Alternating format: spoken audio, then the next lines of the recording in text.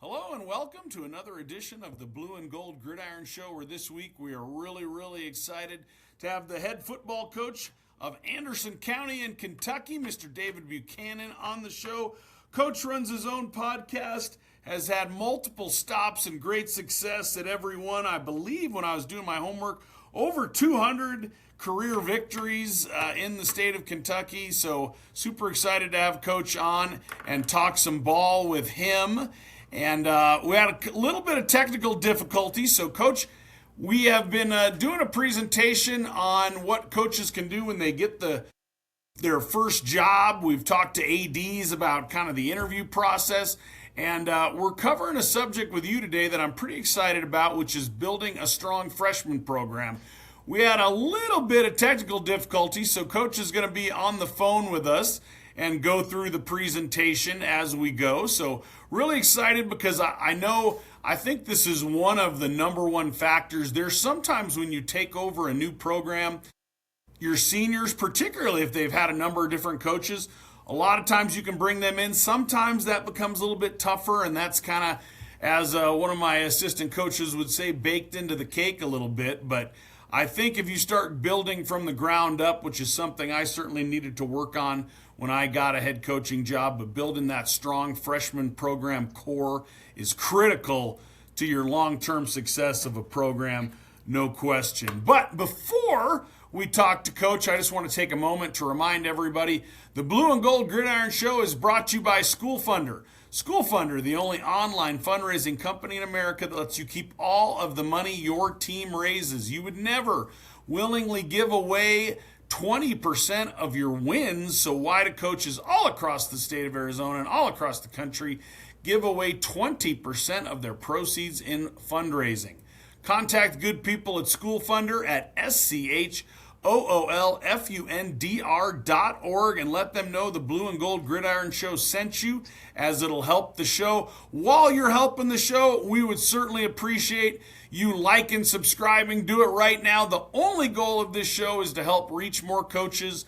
We've talked about this a ton on the show. There's a big teacher shortage across the country, and there is a bit of a coaching one as well. So our only goal as a show is to help coaches, be a resource for them, and provide quality information absolutely free to them. And it helps us reach more coaches if we have more subscriptions. So if you could just right now go push subscribe, tell your staff, share it out, we would certainly appreciate it.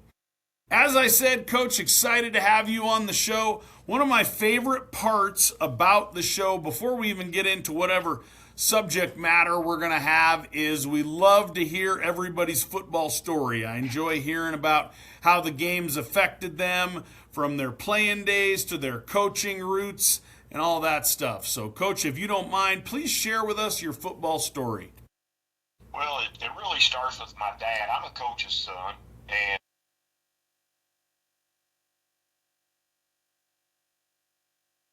it was picture day at Lafayette High School. In '68, I was 3 years old then, and believe it or not, I remember that. And then we came to Boyle County, and my dad really had a lot of success turning around that program in Mercer, which he went there about 5 years later. But sort of talking about your football journey, two of the guys were on my dad's first team at Boyle County in 1969. Monty Wilkerson and Lee Glasscock. I still talk to those guys about once a week. And I was 4 years old and they were in high school, but they've stayed good friends. And, it really is. I mean, then I played in high school. My high school coach was Larry French, who's just now retired. And my dad hired Larry French when he went to Mercer County. And then Larry French became my head coach. And I got to help him. That's where Chuck Smith and I became friends, who is the coach that I do the podcast with. Now, Chuck's had a lot more success than I've had. As a head coach at Boyle County, they won 6 state championships, and he really built that into it's a very successful football program. But through the years, went to Paris High School as an assistant, then became the head coach. Then went to Mason County High School, was there for 19 years. Came back to my hometown, was there for 7. and getting ready for year 4 going into Anderson County. I got to coach both of my sons. They both played for me. My oldest played for me at Mason County. His name is John Combs, played linebacker and guard. My youngest son played quarterback for me at Mercer County, and he's actually now a student assistant at the University of Kentucky. So, we've definitely, football's been a big part of our life. I think the biggest thing, the thing I'm most proud of being a part of in 2020, our Coaches Association, working with our High School Athletic Association, we were able to have a fall football season in 2020. And we really had to work together as coaches and administrators and players and families across the state, but we pulled it off, and that was a big accomplishment. So, I really can't. I could talk about what football's meant to me in this game over and over again. I will say this sort of to get to the main point. When we're hiring assistant coaches, we look for guys that love kids and guys that love football, and we build from there. So I think you fit that mold, and thank you so much for having me on today. Well, thank you, Coach. I love hearing that stuff. I got the coaching bug when my uncle was a longtime coach in the Phoenix area, and I love hearing everybody's story and journey through coaching. And Arizona, we pulled off a season in 2020 as well, which certainly very proud of. We had, like a lot of folks, we were doing temperature checks and everything else when kids would get to practice, and we weren't even on campus as a school, but we were fortunately able to get through a football season, and that's definitely a reason to be proud. I am really excited about this subject matter because I think it's one of the most important factors when a coach takes over at any program is kind of building that strong freshman class. And Coach, like I said, we had a little bit of technical difficulties, but you sent us a great presentation. And we are on page 1 here of building a strong freshman program. So I'm going to turn it over to you. And if you don't mind, just kind of tell me when you're moving on to page 2, and I will scroll so everybody can see what we're talking about here. Sure thing. Well, on that first screen, just want to make sure I've got my contact information there, because if anybody's got any questions or needs any help, please feel free to contact me. And sort of going along with this, building a strong freshman program, it goes back to building strong relationships from the young guys up. And if you get a kick out of it, that little quarterback, he's got black shoes and white shoe streaks just like I do. He sort of got fired up about that, so we had to get that picture one day after practice. But anyway, I just think it goes back to relationships and really trying to get back with those young kids. Looking at page 2 now, here's what we're after. You sort of got to know what you're trying to accomplish before you can really get anything done. And we want 20 student athletes on the freshman football team that'll play and complete a full schedule of freshman-only games. We think it's really important that our freshmen play against other freshmen for a variety of reasons. But I think in football, especially at this age level, maturity, size, all those things play a factor. And we can have freshmen play freshmen. I think it's going to be better. And what I left off, which I wish I'd included, is that I think you got to try to find other schools with a similar philosophy, and you got to try to help each other and form a conference. And we've done that here. We're in a conference with 3 other schools. We'll play each other twice, and we'll have a playoff game. So our freshmen will get 7 games, and it's set up as a freshman JV doubleheader every Monday. And again, my email address is there, so if people want more information, they can send it. But let's move on to that 3rd page, the process to achieving the goal. As I got into this, this was a really good thing it really made me appreciate our assistant coaches. And we're working like dogs to get this done, and I think it's critical that we do it. You got to have a quality freshman coaching staff. I think it's got to start there. Your freshmen need to practice separate together. I always go back to this example. My son Trosper played quarterback for me. His freshman season, his head coach was William Harris on the freshman team, and they practiced separate. And so my son, who is a freshman quarterback, he's getting first team reps every day because the freshmen practice separate. Had he been with me, he's getting third team quarterback reps. And there's no comparison. There's none whatsoever. And he's not dreading practice because I'm going to go to practice and this junior linebacker that is a killer is going to destroy me every day in practice. He doesn't have to worry about that. So I think that's a big deal. And you know, when I went back to my hometown, I got a lot of resistance on that. I don't think they were ever really happy with me. You know, I did it because you know, that's the best way to do it, to develop players. And you know, what's ironic is we were a smaller size school, but my last 3 seasons in my hometown, we had 70 kids on the roster the last 3 years. I think if you want to improve numbers and you want to develop players, I think they've got to go separate. Something we just started doing. High school coaches will do notes on the middle school huddle account and the games. Show those kids that you're watching their video, and we'll look at that as we get into it. We have a youth football middle school night. I'm going to hit these quickly on this screen, and then I'll slow down a little bit. We do a Friday night camp in July. We've got a 7 for 7 skills for 7th graders. We do a recruit night. We do social media. We try to give these guys access to off-season and player development as soon as possible. Coach, can I ask you one quick question? Sure. It says here, Sure. 5th grade and 6th grade camps at their school / during school. Do you Yes. run those camps during the school day? And that's got to take some support from those schools down there. I Yes. think that is awesome. Yeah. It's the 7 for 7, so I'm not taking a long time. I've been able to get into those during the day. The 6th grade, we're going before school, but that's fine. I'm going to them, and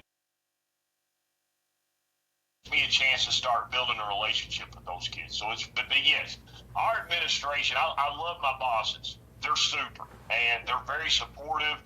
My athletic director is Corey Sayer. My principal is Chris Glass, and my superintendent is Sheila Mitchell. And they have been very, very supportive in doing the things that we need to do. And it's tough.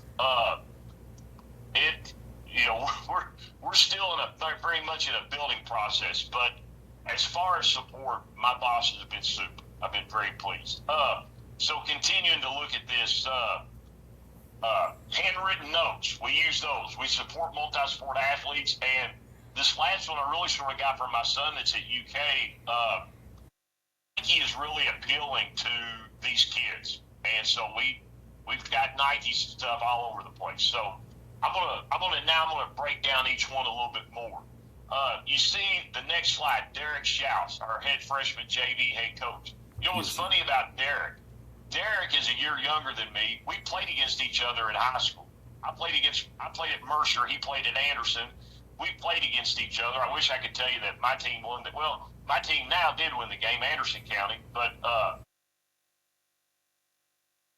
he's been a very successful coach at Anderson County over the years. In fact, I had someone tell me, say, the best thing that I've done for Anderson County football is Derek Schaus' coaching here.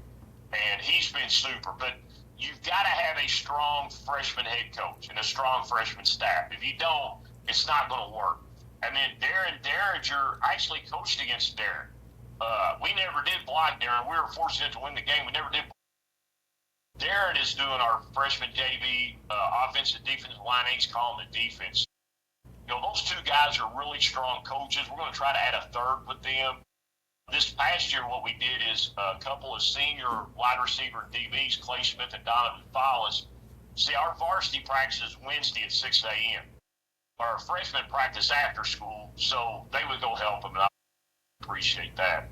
If you look at slide 6, you see an example of huddle notes. And if you look at the bottom of that slide, you can see ODK feedback. You know, you're better than you think you are. And so what I use that for is just to show them good things, show them things we can do better. I did ODK because I think a lot of times kids get wrapped up in thinking that, you know, offense or defense matters, but special teams don't. So, I wanted them to see that, the kicking game matters, and there's things we can do in the kicking game that can win. So that was in the huddle notes that I shared with them. Right there next to it, just throwing that out there. I'm trying to sell you football today, but I'm also a salesman for Team Issue, which is the same as Big Game, the ones that make the college football playoff and football and all those things. We slap that Nike swoosh on everything, and our kids love it that it's on our football. So I just wanted to throw that in there too. Now, if you look at slide 7, that shows you the 5th grade camp setup. And that's how we're going to get that information out. We're going to get that out on social media. Once again, our school administration, Travis Harley, he's going to get that out to every student and family in Anderson County schools. You're going to get that graphic. And so the kids and the families know, hey, this camp is coming. And we get that out. And, we've got a sponsor in town. Edmondson Supply is going to provide a T-shirt this year. Last year is actually our podcast that provided it. But this year it's going to be Edmondson Supply, so we'll get those all out.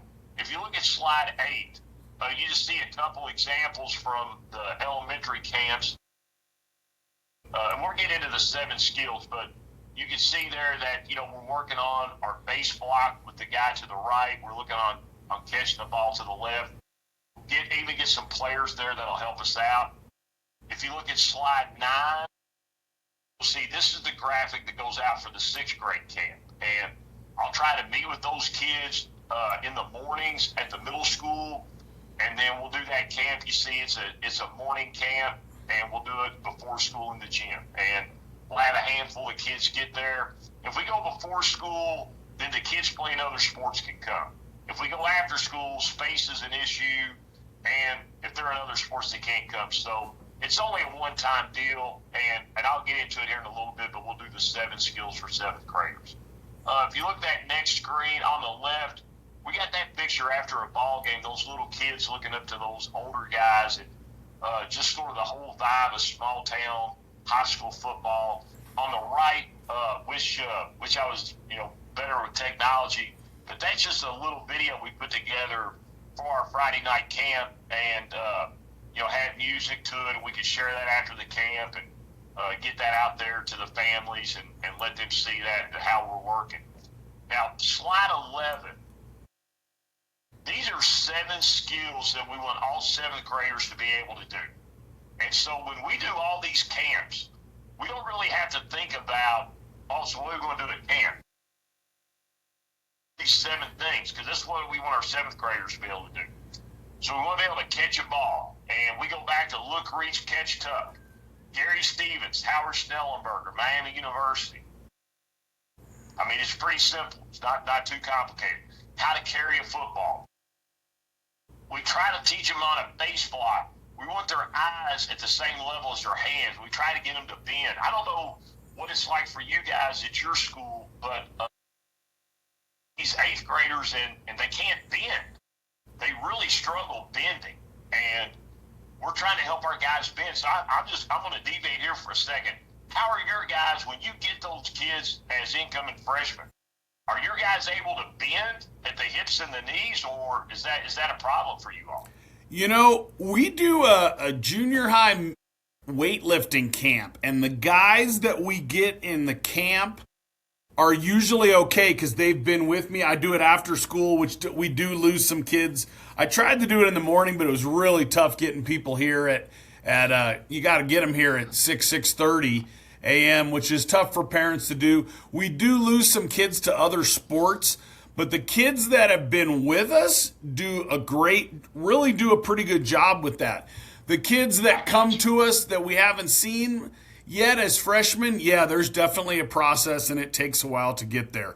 If we can get, and this is a little ad for our junior high weightlifting camp, the kids that we get in there, I think have done a nice job. If they haven't gotten to us till they're freshmen, then yes, there's definitely a learning curve, no question. Well,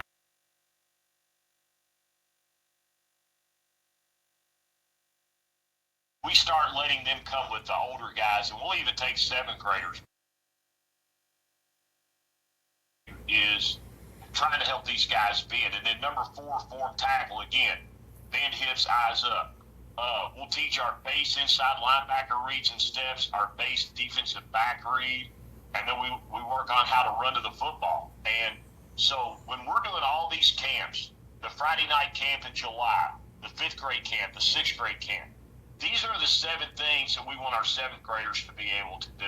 And 7th graders to that baseline is going to make a big difference for us. Now, the most critical event is going to be recruit night. And what we football official visit. You know, when guys would go, they stay overnight, wine and dine them, take them to a basketball game and things like that. So we do something similar. The postcard on the left, that's going to go out.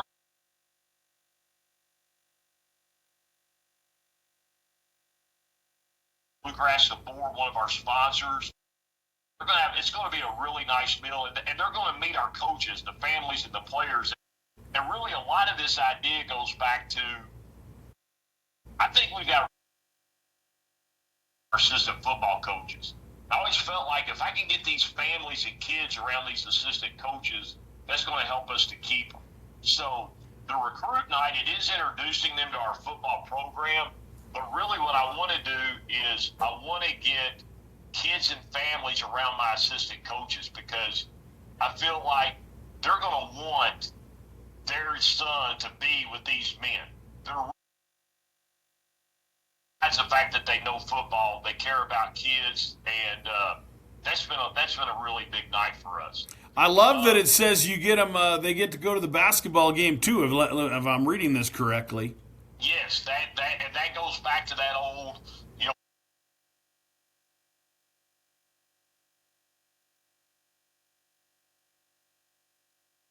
So it was always a big deal. The guys that got an official visit, then they were going to get to go to a high-profile basketball game at Rupp Arena. And so that's what we're copying off of is, you know, now when I started doing this at Mason County, we had Chris Lofton and Darius Miller won 2 state titles. So, you know, that was a pretty cool perk, and it really sort of fit. You know, Mason County basketball really had a lot of the same vibe that Kentucky basketball had. So, you know, and we've kept on doing that, and it's been good. We did it at Mercer. Our last recruit night at Mercer County, I think we had 27 kids, and probably was the most talented group we've ever had at recruit night. Now,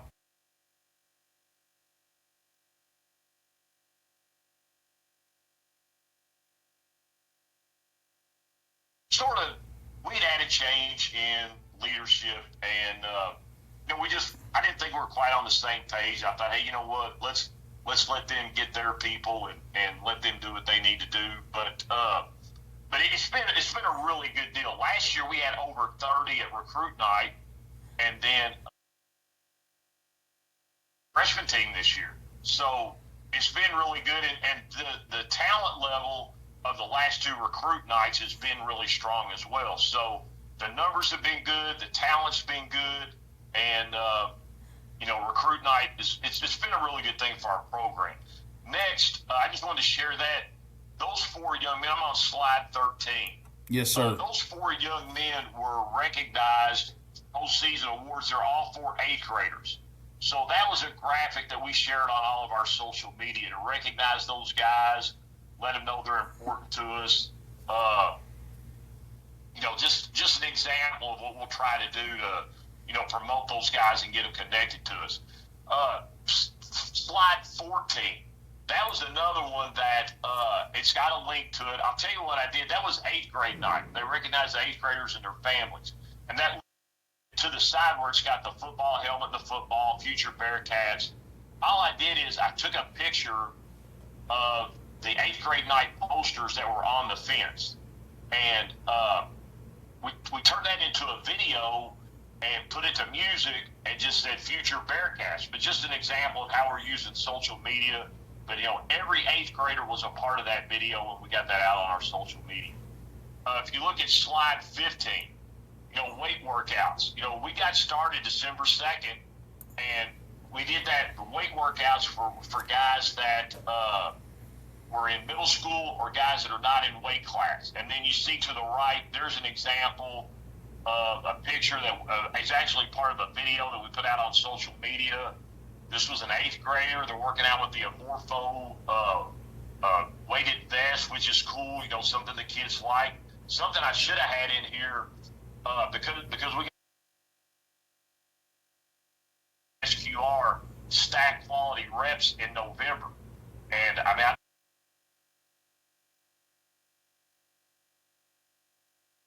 it's either over 13,000 or 18,000 quality reps that we got in November of just basic skills. And we had T-shirts for them. And again, our 8th graders had access to that. So we've already got several 8th graders that have already got an Anderson County High School football T-shirts, got SQR stack quality reps, and we invite them and you know, that's the other thing too, not just with incoming freshmen, but with all of our guys. I want to make sure they understand that player development is a big, big deal in our program, and we're going to work like crazy to help them be their best. If you look at that next slide, you see the young man playing basketball, and then you see to the right, that's 8th grade baseball. That's 8th grade night for baseball last May. And it's 2 pictures. I mean,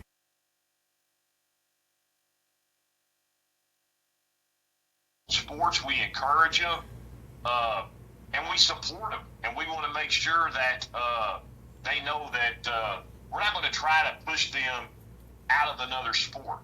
This is high school. It's their time. I think it also makes them better.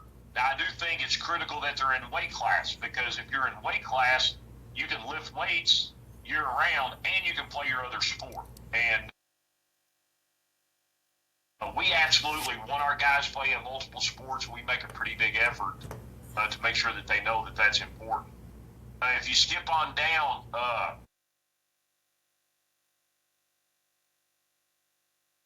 I'm the only guy in Kentucky that's ever coached 3 Mr. Basketballs. Wow. Chris Lofton was an all-state wide receiver at Mason County, and he was Mr. Basketball. And he is the leading three-point shooter in the history of the Southeastern Conference. He played at Tennessee.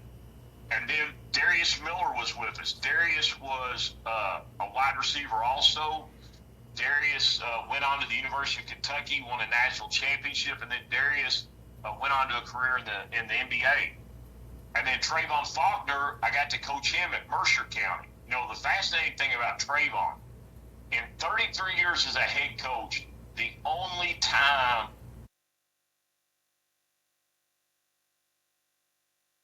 basically told me, he said, Coach, if he comes to camp, so we're going to offer him a scholarship.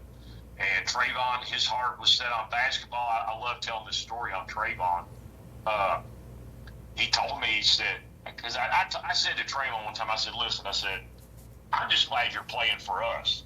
But I said, Trayvon, I said, I really think you can play safety on Sundays. I said, you're really, really good. He said, I love Friday nights, but he said, football practice is so hard. He said, I don't want to do that, you know, in college. I'm like, well, hey, I'm just glad you're playing for us. But, you know, here's the thing. I never fought these guys. I would have been stupid to fight these guys on basketball. And basketball made them better in football. I think football made them better in basketball. And, you know, I always looked at it like it was my job to support them becoming Mr. Basketball. You know, my role is to help them be successful on and off the field. And really proud of these guys. I always like talking about this too. Do you know how many unexcused absences these 3 young men had from a football practice or workout combined? I'm guessing not many. How about 0? Wow. 0. Because all 3 of these guys are high character guys. And I do think this. I think it is to be an elite multi-sport athlete, but to be elite. But these guys had a great work ethic. I tell you about Trayvon. Well, and this is really true of all 3. They would go straight from high school football to high school basketball season.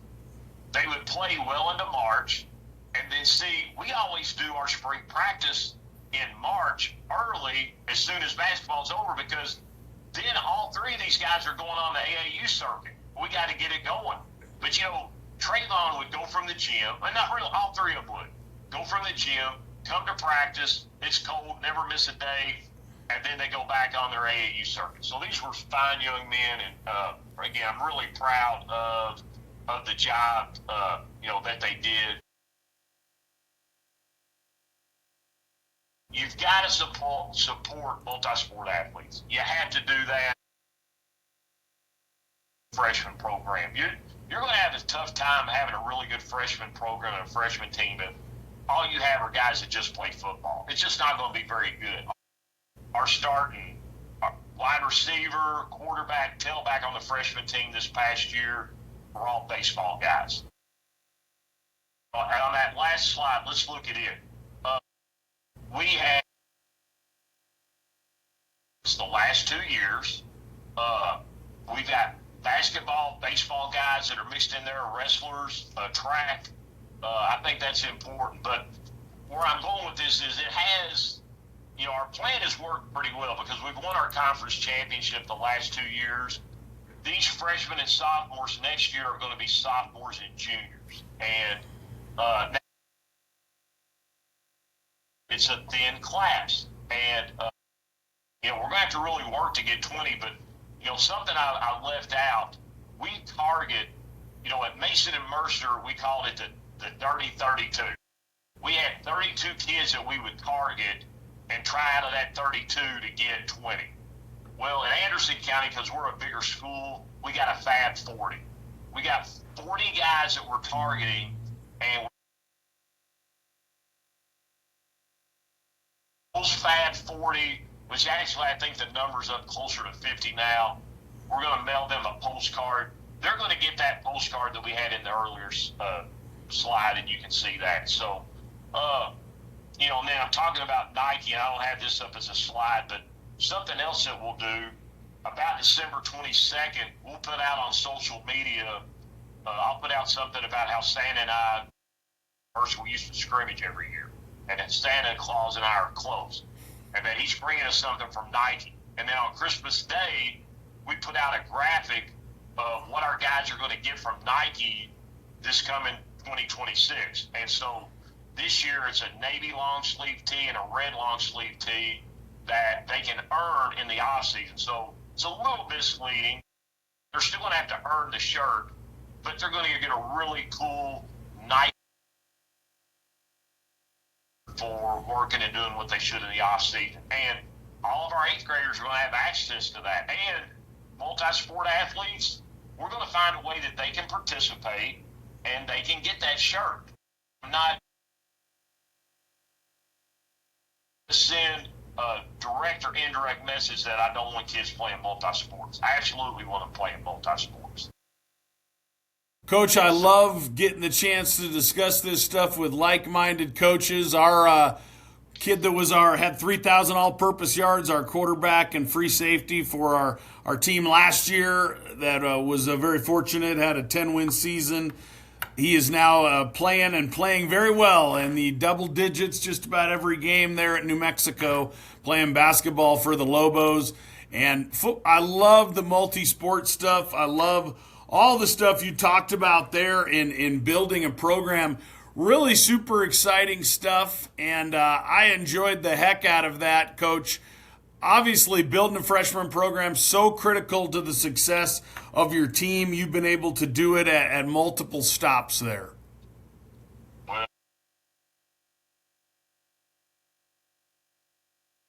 And,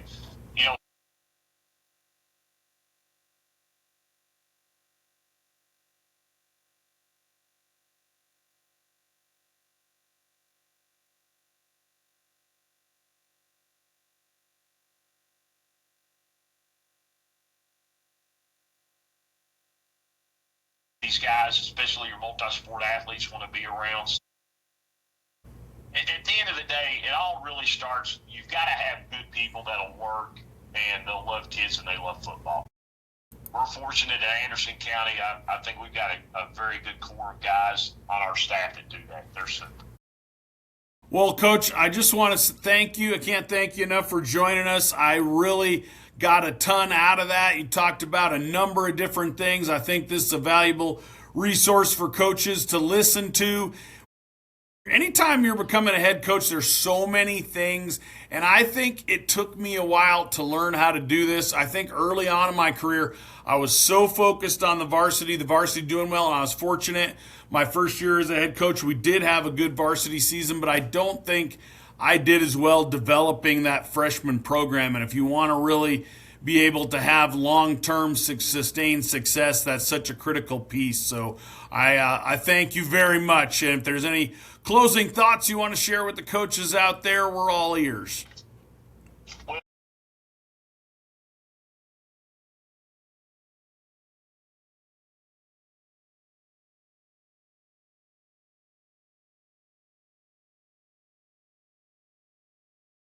Stubbed my toe too.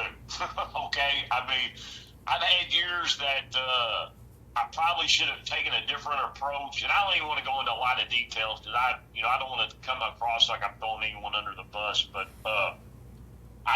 we've had our stumbling blocks too, so it's definitely an imperfect process. But I do think the key though is that when it's not what you need it to be, that you try to get it corrected. And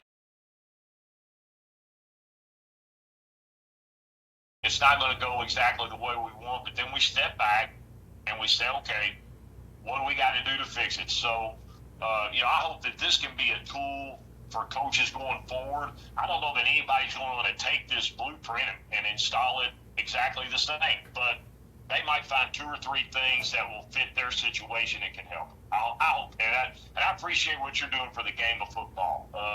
Thank you for including me. This is an honor, and very appreciative, and thank you for letting me get to share with you guys today. Well, awesome, Coach. Thank you, and we will see everybody next time for another edition of the Blue and Gold Gridiron Show.